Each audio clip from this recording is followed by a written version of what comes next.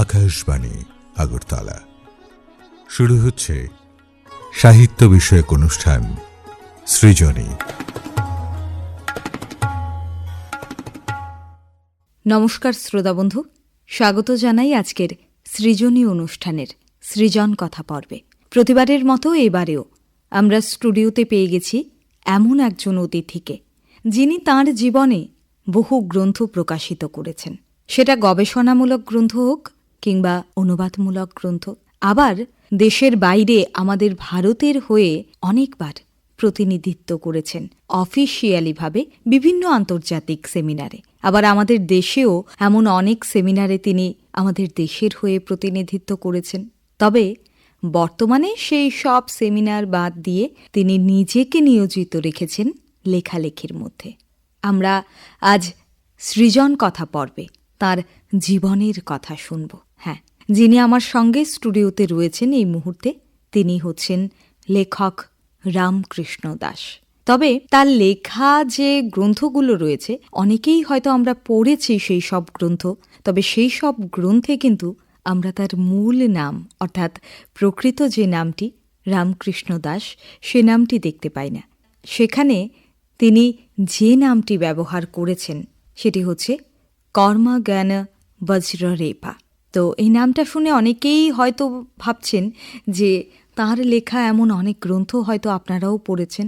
তো আজ তার কথা বরং আপনারা শুনুন। তিনি কিভাবে লেখার প্রতি অনুপ্রাণিত হয়েছেন সেই সব কথা শুনব তার মনের কথা।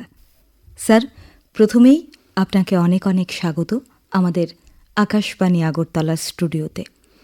নমস্কার আপনাদের এবং সমস্ত শ্রোতামণ্ডলীকেও নমস্কার।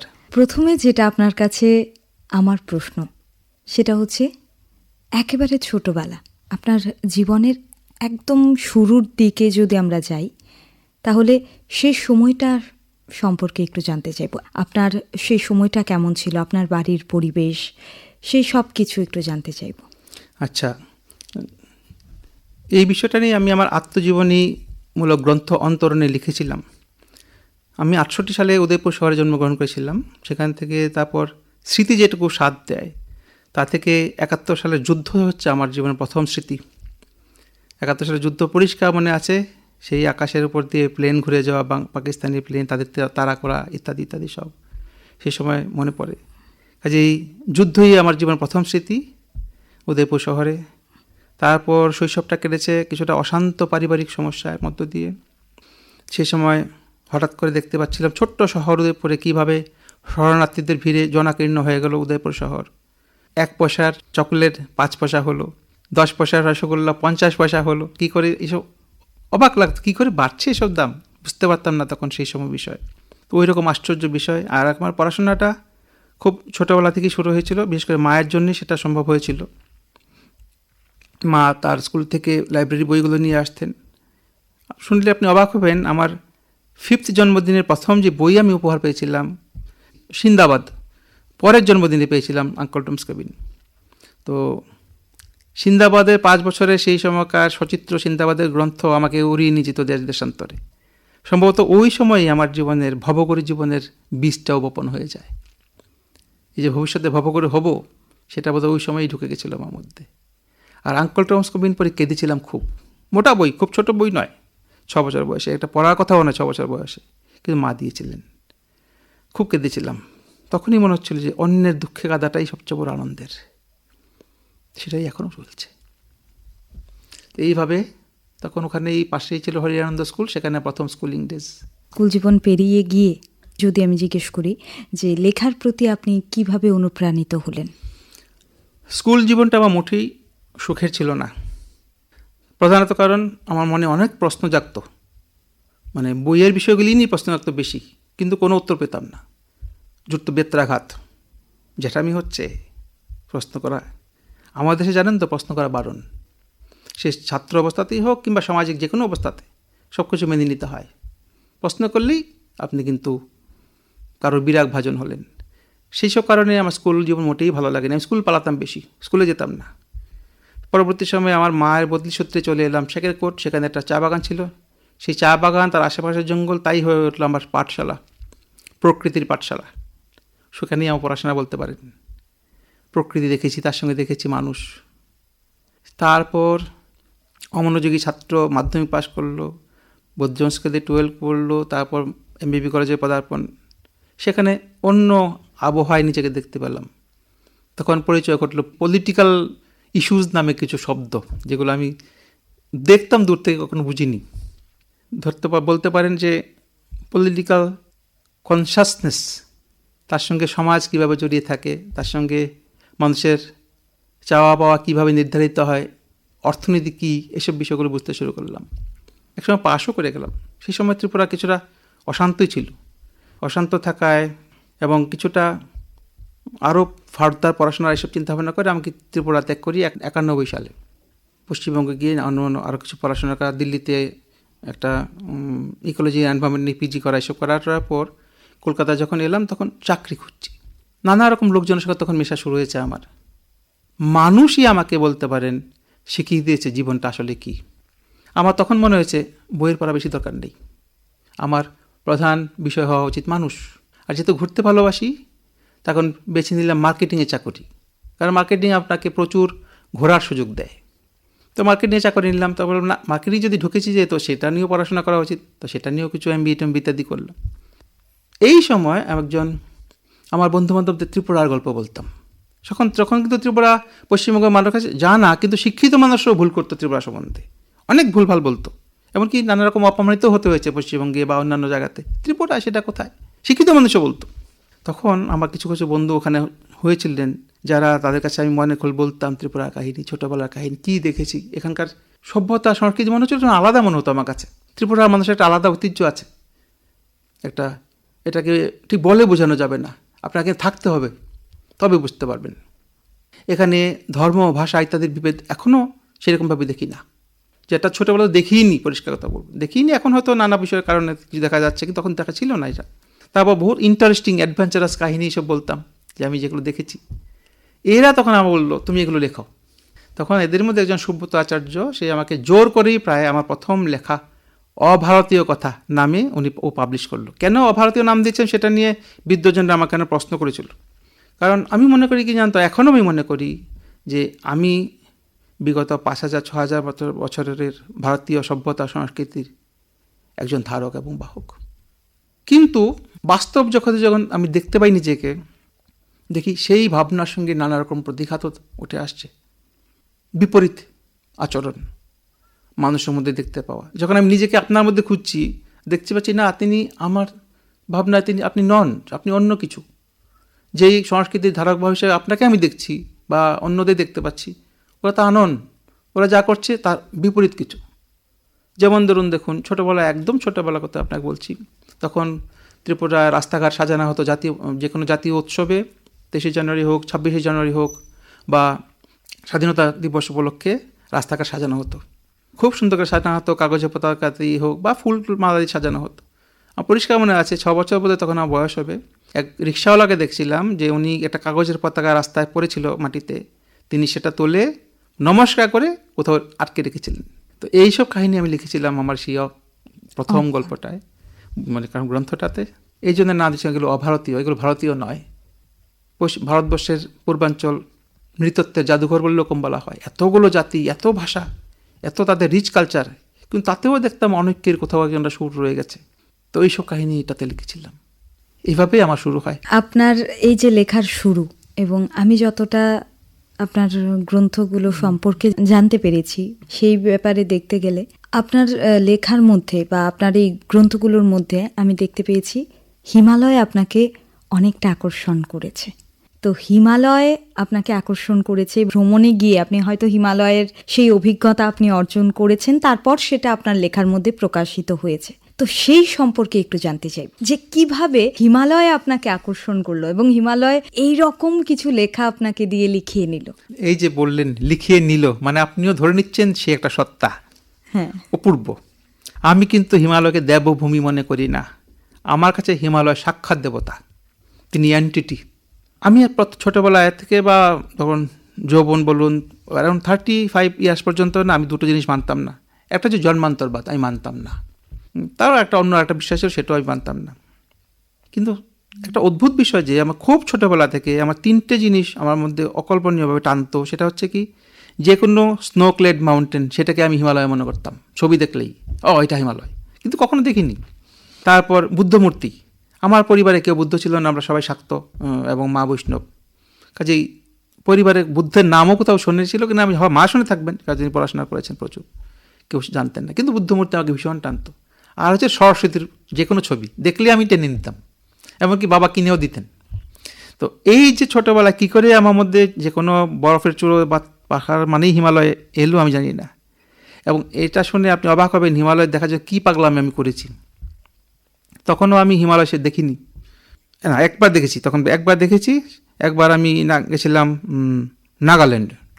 তো নাগাল্যান্ড থেকে আমি ওখানে শুনলাম যে নাগাল্যান্ড থেকে পার্শ্ববর্তী লাগোয়া অরুণাচল প্রদেশের চাংলাং থেকে দাইউন, একটা জায়গা দাইউন, সেখান থেকে হিমালয় দেখা যায়, মানে হিমালয়ান অরুণাচল প্রদেশের হিমালয় পাটটা দেখা যায়। আমার মনে থাকলো আমি দেখবো কী করে দেখবো, সেখান থেকে জায়গারই যায় না।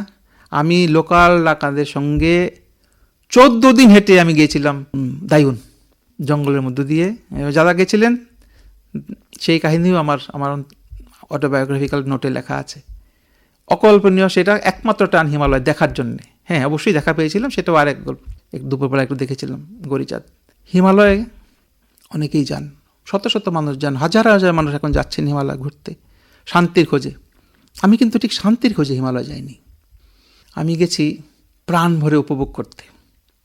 আমি জানি শান্ত মন না থাকলে শান্তি কখনো পাওয়া যায় না, কাজেই শান্তি আমাকে হিমালয় দেবেন তা আমি কখনো ভাবিনি।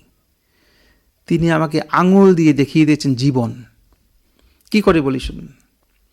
দেখুন, বরফে তো আর প্রাণ নেই, না প্রাণ আছে আপনাকে দেখতে হবে প্রাণের স্বরূপ। তখন হয়তো কিছু আপনি পেতেও পারেন, নাও পেতে পারেন। যদি আপনার মন প্রস্তুত থাকে অবশ্যই পাবেন। হিমালয়ের পুত্রকন্যারা আমাকে দেখিয়েছে জীবন কাকে বলে। একটা ছোট্ট উদাহরণ দিই। হিমালয়ের ক্যালং নামে একটা জায়গা আছে হিমাচল প্রদেশে, সেখানে পরিচয় হয়েছিল নেপালি একজন ক্ষেতমজুর। সে ভারতবর্ষে আসে, 4 মাস ঘাস কাটে এবং সেই টাকা নিয়ে ফিরে যায়। ওই ছেলেটার ইচ্ছে ছিল ভারতবর্ষে এসে আর্মিতে জয়েন করবে, কিন্তু সে পারেনি বিভিন্ন কারণে। তো বাড়ি ফিরে গেছে। এই দেশে পরবর্তী সময় একটা ঘটনার প্রভাবে জানতে পারলাম ছেলেটা ব্ল্যাক বেল্ট ছিল 7 ডান, মানে আপনার ব্রুসলি টিসলিদের প্রায় সমসাময়িক এদের মতো। কিন্তু ছেলেটা একটু মাতলামি করাতে ওকে প্রচণ্ড মেরেছিলেন হোটেল মালিক। ছেলেটা গায়ে হাত তোলেনি মালিকের। তখন বললাম, তুমি তো মিথ্যা বলেছ, তুমি যে ব্ল্যাক বেল্ট কী করে হলে তুমি ব্ল্যাক বেল্ট, তুমি তো অন্তত আঘাতটা ফেরাতে পারতে। তখন সে উত্তর দিয়েছিল, ভাই সাহাব, আমি যদি ওকে মারি ও তো মরে যাবে, ওর দোষ তো করেছি আমি, কাজে শাস্তিটা আমাকেই পেতে হবে। বুঝুন কীরকম মানুষ। তারপর ও যখন আরও একটা বড় কথা বললো, এবার বলছিল, আমি তখন শুনলাম ওর কাহিনীটা শুনেছিলাম, সারা রাত আমি ওকে শুশ্রূষা করি, ওকে মেরে নাক কাটিয়ে দেওয়া হয়েছিল নাকটা, শুশ্রূষা করি। এবং সেবার যখন শুনলাম যে ওর কাহিনী শুনেছিলাম, এখন বললাম যে তুমি তো নিজের দেশেও চাকরি করতে পারতে, তো এখন এই দেশে ঘাস কাটছো, এটা কী একটা জীবন হলো। তখন বলেছিল, আমার মা চেয়েছিলেন এই দেশ আমার কর্মভূমি হোক, সেনাবাহিনীতে জয়েন করে, কিন্তু হলো না, এখন ঘাস কাটছে। তখন বলতে পারো সাহেব, কর্মভূমি আর জন্মভূমিতে পার্থক্য কী? আমি বলতে পারিনি, আমি কেঁদেছিলাম সেই সময়টায়। আরও একজন মানুষের কথা আমি বলি, আমার কিছু অহংকারও ছিল, কারণ প্রচুর পড়াশোনা করেছি। সাধুসন্তরাও আমাকে সমঝে কথা বলতো, এমনকি বড় বড় পণ্ডিতরাও দেখতাম খুব বলতে হারি গো বিরাট ব্যাপার এসব বলতো। এই কারণে একটু অহংকার হয়েছিল। অহংকার গেল কি করে? এই হিমালয় পুত্রকন্যারাই করে দিয়েছিল এটা। অরুণাচল প্রদেশের একটা জায়গা ছিল, তাকসিং বলে একটা জায়গা আছে, সেটা আপনার দাপরিজু থেকে 5 দিন হেঁটে যেতে হয়। ওই যাত্রাপথে এক ভদ্রলোকের সঙ্গে দেখা হয়েছিল।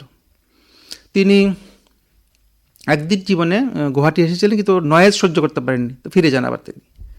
তারপর তিনি যখন কথাবার্তা বললাম, এবং তার বিশ্ববিমুখ, একদম পরিষ্কার বিশ্ববিমুখ, কোথাও যেতে চান না। তখন অনেক গল্প বলার পর বললাম, একবার দেখতে ইচ্ছা করে না পৃথিবীটা কেমন?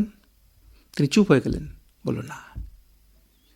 তখন নিজে বলছেন যে শুনেছি সাদাদের দেশে ইউরোপে কি একটা লোহার কিছু না কি আছে। তো আমি বললাম আইফেল টাওয়ার। বললো হ্যাঁ আইফেল টাওয়ার। তখন আর নিজের হাতের টাকলটা দেখে বলছিল, এটাতে আর ওটাতে পার্থক্য কী? শুধু রূপ বদলে গেছে। বিশ্বাস করুন, বহু দার্শনিকদের সঙ্গে আমার পরিচয় হয়েছে, একাডেমিক্যালি ওরা দার্শনিক, এর চেয়ে বড় দার্শনিক আমি দেখিনি। তো আমার আর অহংকার কী করে থাকবে? এনারা আমার অহংকার দূর করেছেন। এই জন্য বলছি হিমালয় হিমসেলফ অর হারসেলফ আমি জানি না, তিনি এন্টিটি, তার পুত্রকন্যারা আমার শিক্ষক। সত্যি অর্থেই শিক্ষক।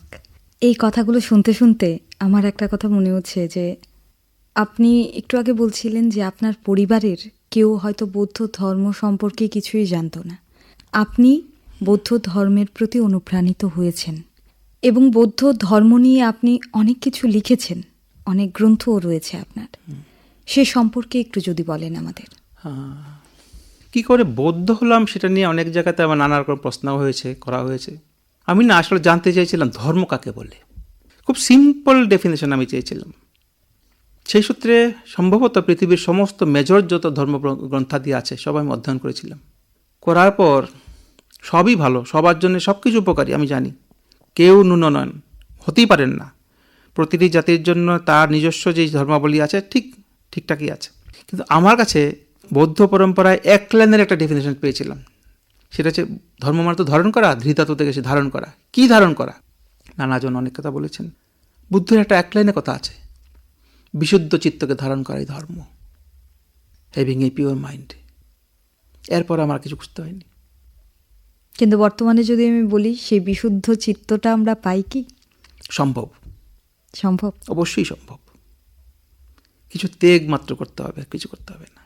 নিজেকে কন্ট্রোল করার মতো একটা মানসিক ইচ্ছা থাকতে হবে, তবে সম্ভব। আমি অত্যন্ত ক্রোধী ছিলাম, অত্যন্ত ক্রোধী, শর্ট টেম্পার্ড। আজ তো আসুন আমাকে রাগিয়ে তো দেখান। ছোট করে বলতে গেলে একটা কথা বলতে হয়, তাহলে যে চেষ্টা করলে সেই চেষ্টা সফল হয়। নিশ্চিতভাবে। আপনি অনেক গ্রন্থ লিখেছেন, অভারতীয় কথা, এই গ্রন্থটার কথা আপনি বলেছেন আমাদের। আরেকটা গ্রন্থ যেটা আমি দেখতে পাচ্ছি, লামার ঝোলা, সেই সম্পর্কে যদি জানতে চাই। আমি তো মহাযান পরম্পরার ভিক্ষু, তো তিব্বতে মহাযান পরম্পরার ভিক্ষুদের লামা বলা হয়। আচ্ছা, লামা হচ্ছে জ্ঞানী। আচ্ছা, তো সেই সূত্রে আমি লামা, যেহেতু আমি মহাযান পরম্পরায় আমার গুরু কর্মাপা এবং শ্রীগুরু কর্মাপা এবং শ্রীগুরু দালাই লামা দুজনই আমার গুরু, দুজন থেকে আমি দীক্ষা নিয়েছি। সেই সূত্রে আমি লামা আমার পরিচয় হিসাবে। সংস্কৃত ভাষায় ভিক্ষু বলাই ঠিক হবে। লামার ঝোলা কেন লিখলাম? কারণ এটাতে অনেক গল্প আছে এর মধ্যে। ঝোলা থেকে কী বেরোয়? নানা কিছু জিনিস বেরোয়, এই ঝোলা থেকে গল্প বেরিয়েছে। তাতে যেমন আমার ভিক্ষু জীবনের কাহিনীও কিছু কিছু আছে, তার আগেরও কিছু কিছু আছে। এই হচ্ছে বিষয়, অনেক রকম, আপনাদের হয়তো ভালো লাগতে পারে। আরেকটা কথা, সেটা হচ্ছে আপনি ছোট গল্প লিখেছেন, আপনি অনুবাদও করেছেন এরকম, তারপর গবেষণামূলক গ্রন্থ, আত্মজীবনীমূলক গ্রন্থ আপনি লিখেছেন। তো সেই সম্পর্কে যদি আমি আপনাকে জিজ্ঞেস করি যে কোন ধরনের গ্রন্থ আপনাকে বেশি আকর্ষণ করে, যদি বলি ছোট গল্প আপনাকে বেশি আকর্ষণ করে লিখতে, নাকি ভ্রমণমূলক কাহিনী লিখতে আপনি বেশি পছন্দ করেন, নাকি প্রবন্ধ লিখতে পছন্দ করেন, নাকি আত্মজীবনীমূলক গ্রন্থ, মানে কোনটা বেশি আপনার পছন্দের? শরৎচন্দ্র চট্টোপাধ্যায় শ্রীকান্ত লিখতে গিয়ে লিখেছিলেন যে আমি একটা জায়গায় যে আকাশের দিকে তাকিয়ে কারো এক গাছি চুলও খুঁজে পেলাম না, কল্পনা কি আর লিখব। আমি কল্পনা করে কিছু লিখতে পারি না।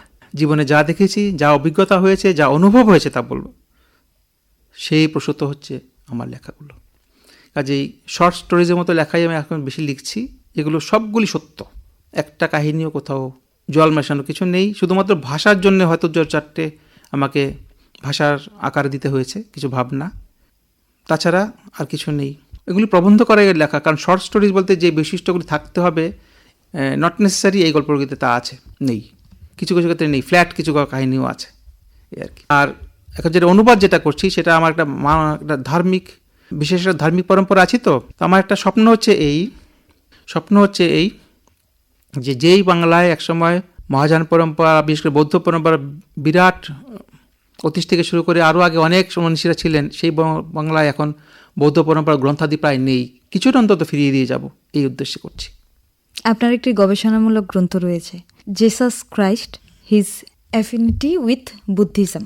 এই গ্রন্থটা সম্পর্কে একটু জানতে চাই। সেটা নিয়ে আসলে ভারতে অনেকগুলো আমাদের কাছে পরম্পরা, বিশেষ করে নাথ যোগীদের পরম্পরা থেকে শুরু করে বৌদ্ধ এবং বৈদিক পরম্পরা, বহু এভিডেন্স আমাদের দেশে আছে যে জেসাসকে আমরা বিশ্বাস করি, ভারতীয় স্কলাররা, যে জেসাস এসেছিলেন এবং তিনি কাশ্মীরে ছিলেন তা নিয়ে বহু গ্রন্থাদি ইউরোপে লেখা হয়েছে, কিন্তু আমাদের based on Indian documents only সেরকম বই আজ অব্দি লেখা হয়নি, সেরকম রিসার্চ করা হয়নি। তো এটা কাজটা করার জন্য আমাকে আমেরিকান একটা সোসাইটি থেকে একটু কিছু অনুপ্রাণিত করা হয়েছিল, এবং যিনি প্রথম ভারতে জিসাস খ্রিস্টের উপস্থিতি নিয়ে কাজ করেছিলেন, ওনার বংশধররা শ্রীনগরে, ওরাও আমাকে অনুরোধ করেছিলেন যে আপনি এই পড়াশোনা করেছেন, সেটা আপনি কাজটা করুন। তো সেই সূত্রে এই কাজটা করেছিলাম, এবং আমি বিশ্বাস করছি এবং জোর দিয়ে বলতে পারি, যা এভিডেন্স আমাদের হাতে আছে ভারতবর্ষে, অবশ্যই জিসাস খ্রিস্ট ভারতবর্ষে ছিলেন। এটারই একটা ডকুমেন্টেশন। যারা লেখালেখি করে, বর্তমান প্রজন্মের অনেক ছেলে মেয়ে লেখালেখির প্রতি অনুপ্রাণিত হচ্ছে এবং লেখালেখি করছে, তাদের উদ্দেশ্যে আপনি কি বলবেন? খুব সংক্ষেপে একটা কথা বলবো, কল্পনা নয়, বাস্তবে মাটিতে দাঁড়িয়ে কিছু করতে হবে, বাস। আর মানুষকে যদি না জানা যায়, বাকি সবটা কাছে রয়ে গেল, অসমাপ্ত থাকবে। মানুষের কথাই তুলে আনা উচিত, বাস। এইটুকুই অনুরোধ থাকবে তাদের কাছে। আর যারা বৌদ্ধ ধর্মকে গ্রহণ করতে চায়, তাদের উদ্দেশ্যে যদি বলি কিছু বলার জন্য। কিছু গ্রহণ করতে দরকার নেই, ওই যে বললাম কি করে বিশুদ্ধ চিত্তধারী হওয়া যায়, তার চেষ্টা করলে তিনিই বৌদ্ধ, সে যেই ধর্মের পরম্পরায় থাকুন না কেন। একেবারে শেষ প্রশ্ন, আর সময় নেই। আমাদের আকাশবাণী আগরতলার যারা শ্রোতা রয়েছে, যারা এই মুহূর্তে আমাদের এই অনুষ্ঠান শুনছেন, তাদের উদ্দেশ্যে আপনার বার্তা কী হবে? খুব সংক্ষেপে একটা কথাই বলবো, জীবন অমূল্য, তাকে আমাদের মূল্য দিতে হবে, এবং আমাদের জীবন দাঁড়িয়েছে অন্যের উপর, সবাইকে ভালোবাসতে হবে। এই নমস্কার। সবাইকে ভালোবাসবো। লেখক রামকৃষ্ণ দাস, যিনি আমার সঙ্গে এই মুহূর্তে স্টুডিওতে রয়েছেন, তার কথার রেশ ধরেই আমিও বলবো যে হ্যাঁ, সবাইকে ভালোবাসতে হবে এবং সবার মাঝে ভালোবাসাটাকে সব সময় বিরাজ করতে হবে। এটাই বলে শেষ করব আজকের সৃজনী অনুষ্ঠানের সৃজন কথা পর্ব। এতক্ষণ আপনারা শুনছিলেন এই পর্ব, আর আপনারা শুনছিলেন যার জীবনের কথা, তিনি লেখক রামকৃষ্ণ দাস। আবারও অন্য কোনো দিন অন্য কোনো পর্বে আপনাদের সঙ্গে কথা হবে। আপনারা ভালো থাকুন, সুস্থ থাকুন, সবাইকে ভালো রাখুন। নমস্কার।